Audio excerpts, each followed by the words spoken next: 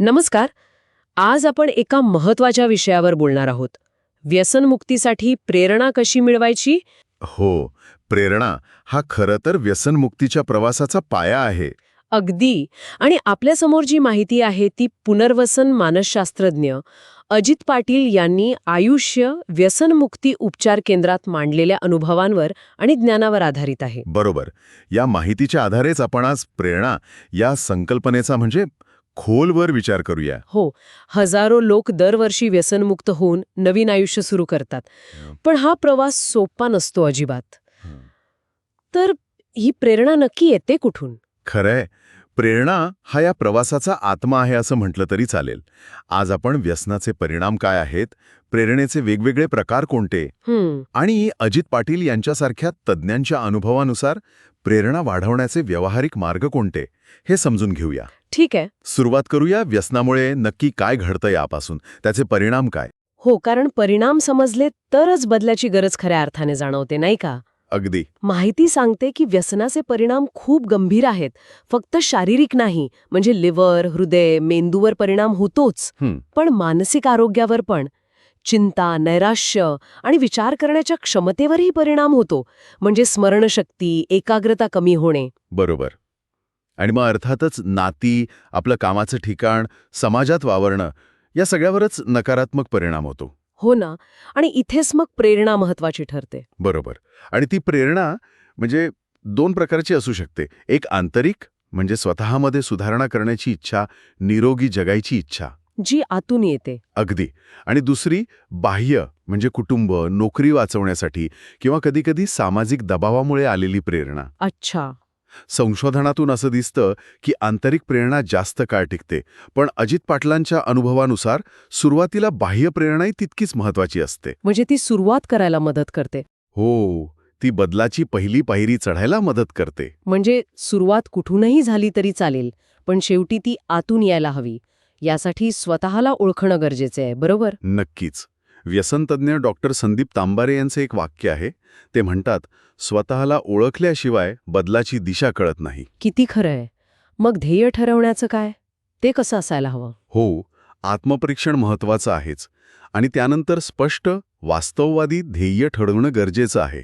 ती स्मार्ट असायला हवीत. स्मार्ट म्हणजे? म्हणजे स्पेसिफिक, विशिष्ट, मेजरेबल, मोजता येण्याजोगी, अचिव्हेबल, साध्य करण्याजोगी, रेलेव्हंट, वास्तववादी आणि टाइम बाउंड, वेळेचं बंधन असलेली. अच्छा. उदाहरणार्थ? उदाहरणार्थ, पुढच्या आठवड्यापासून मी रोज फक्त एकच पेक घेईन आणि महिन्याभरात पूर्णपणे बंद करेन. हे एक स्मार्ट ध्येय झालं. हे जास्त व्यावहारिक वाटतंय.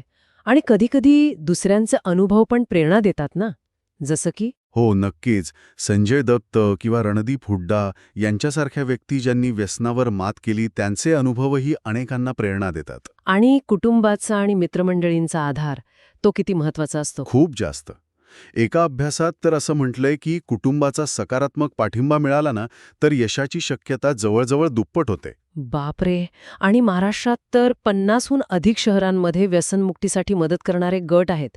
त्यांचाही खूप आधार मिळतो. हो, पण जिथे हे सगळं कमी पडतं किंवा जास्त गरज असते, तिथे व्यावसायिक मदतीशिवाय पर्याय नाही. बरोबर. व्यावसायिक मदत म्हणजे नक्की काय? समुपदेशक? हो, समुपदेशक, मानसशास्त्रज्ञ आणि पुनर्वसन केंद्र. मानसशास्त्रज्ञ अनेकदा काय म्हणतात त्याला? कॉग्निटिव्ह बिहेवियरल थेरपी वापरतात. अच्छा, CBT. हो, ज्यामुळे व्यसनाधीन विचारांचे जे नमुने असतात ते बदलायला मदत होते. किंवा डायलेक्टिकल बिहेवियर थेरपी पण वापरली जाते, जी तीव्र भावनांवर नियंत्रण मिळवायला शिकवते. आणि पुनर्वसन केंद्र? महाराष्ट्रात 100हून अधिक नोंदणीकृत पुनर्वसन केंद्र आहेत. खुद्द डॉक्टर अजित पाटील, जे पुनर्वसन मानसशास्त्रज्ञ आहेत, ते म्हणतात, व्यावसायिक मदत घेणं ही कमकुवतपणाची नव्हे तर शहाणपणाची निशाणी आहे. हे वाक्य खूप महत्वाचं आहे. अनेक जण मदत मागायला कचरतात. अगदी. पण ती भीती किंवा संकोच बाजूला ठेवायला हवा. अच्छा, ह्या प्रवासात जे छोटे छोटे यश मिळतात, त्याचं काय? म्हणजे एखादा दिवस यशस्वी गेला किंवा आठवडा. ते साजरे करायला हवेत. नक्कीच. प्रत्येक छोटा टप्पा गाठल्यावर स्वतःला शाब्बासकी देणं, प्रगतीचा आढावा घेणं, कुटुंबासोबत आनंद साजरा करणं, या छोट्या गोष्टींनी प्रेरणा टिकून राहते. डायरी लिहिणं किंवा काही ॲप्स पण मदत करतात असं ऐकलंय. हो, डायरी लेखन किंवा आय एम सोबर सारखे ॲप्स वापरणंही फायद्याचं ठरतं. ते आपल्याला ट्रॅकवर ठेवायला मदत करतात. पण मग पुन्हा व्यसनाकडे ओढणारे विचार येतात. म्हणजे ट्रिगर्स, त्यांना कसं सामोरं जायचं? हा एक मोठा भाग आहे.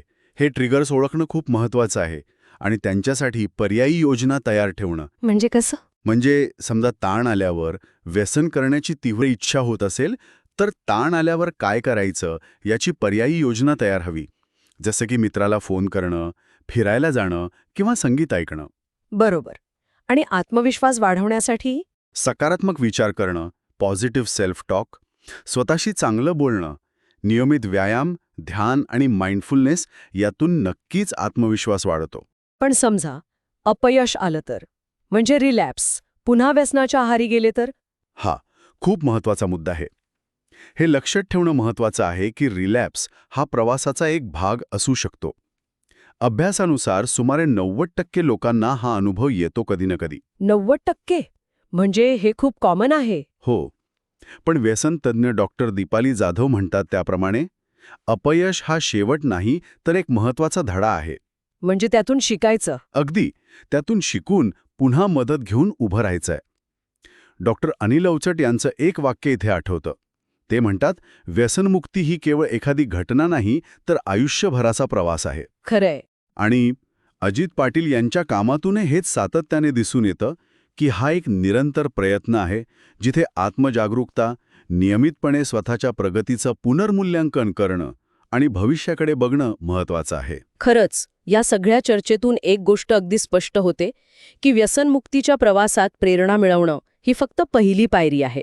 ती टिकवून ठेवणं आणि सातत्याने प्रयत्न करत राहणं हे खरं आव्हान आहे आणि त्यातच यशाची गुरुकिल्ली आहे. बरोबर. आपल्या आतून येणारी प्रेरणा ओळखणं, छोट्या यशांचा आनंद घेणं, कुटुंब, मित्र आणि गरज पडल्यास व्यावसायिकांची मदत घेणं आणि महत्त्वाचं म्हणजे अपयशातून खचून न जाता त्यातून शिकणं, हे सगळं खूप महत्त्वाचं आहे.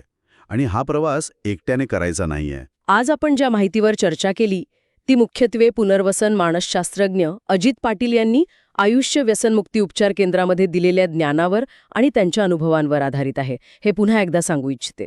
तर मग श्रोत्यांसाठी विचार करण्यासारखा प्रश्न हा आहे की आज ऐकलेल्या या माहितीच्या आधारावर स्वतःच्या किंवा आपल्या जवळच्या व्यक्तीच्या निरोगी आयुष्यासाठी आज असा कोणता एक छोटासा, अगदी छोटासा सकारात्मक बदल करता येईल.